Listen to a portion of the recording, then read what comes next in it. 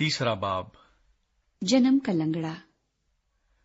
पतरस और यूहन्ना दुआ के वक्त यानी तीसरे पहर हैकल को जा रहे थे और लोग एक जन्म के लंगड़े को ला रहे थे, जिसको हर रोज हैकल के उस दरवाजे पर बिठा देते थे जो खूबसूरत कहलाता है, ताकि हैकल में जाने वालों से भीख मांगे। जब उसने पतरस और यूहन्ना को हैकल में जाते देखा तो उनसे भीख मांगी।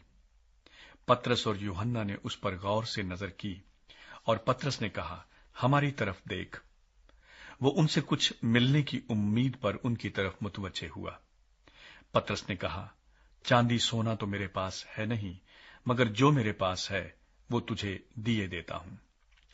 यीशु मसीह नासरी के नाम से चल फिर। और उसका दाहिना हाथ पकड़कर उसको उठाया और उसी दम उसके पांव और टखने मजबूत हो गए और वो कूद कर खड़ा हो गया और चलने फिरने लगा और चलता और कूदता और खुदा की हम्द करता हुआ उनके साथ हैकल में गया। और सब लोगों ने उसे चलते फिरते और खुदा की हम्द करते देखकर उसको पहचाना कि ये वही है जो हैकल के खूबसूरत दरवाजे पर बैठा भीख मांगा करता था। और उस माजरे से जो उस पर वाक़या हुआ था बहुत दंग और हैरान हुए। हैकल में पतरस का पैगाम। जब वो पतरस और यूहन्ना को पकड़े हुए था तो सब लोग बहुत हैरान होकर उस बरामदे की तरफ जो सुलेमान का कहलाता है उनके पास दौड़े आए। पतरस ने ये देखकर लोगों से कहा, अय इस्राएलियों, इस पर तुम क्यों ताज्जुब करते हो और हमें क्यों इस तरह देख रहे हो कि गोया हमने अपनी कुदरत या दीनदारी से इस शख्स को चलता फिरता कर दिया।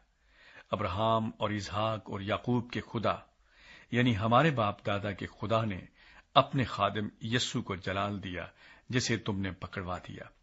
और जब पिलातूस ने उसे छोड़ देने का कसद किया तो तुमने उसके सामने उसका इनकार किया।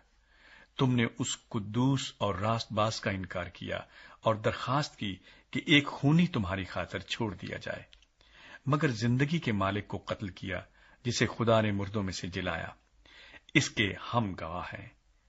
उसी के नाम ने उस ईमान के वसीले से जो उसके नाम पर है इस शख्स को मजबूत किया जिसे तुम देखते और जानते हो। बेशक उसी ईमान ने जो उसके वसीले से है ये कामिल तंदुरुस्ती तुम सबके सामने उसे दी।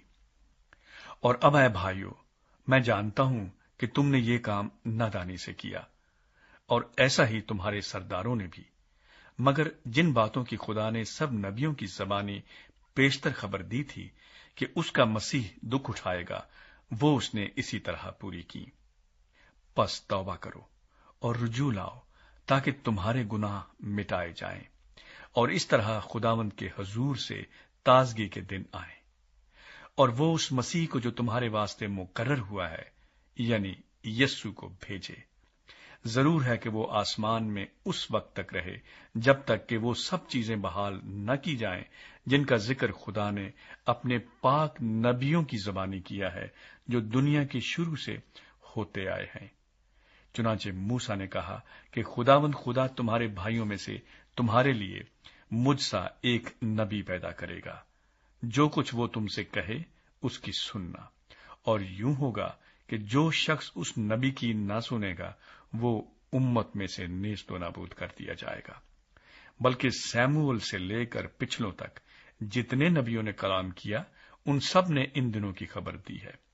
तुम नबियों की औलाद और उस अहद के शरीक हो जो खुदा ने तुम्हारे बाप दादा से बांधा, जब अब्राहम से कहा कि तेरी औलाद से दुनिया के सब घराने बरकत पाएंगे।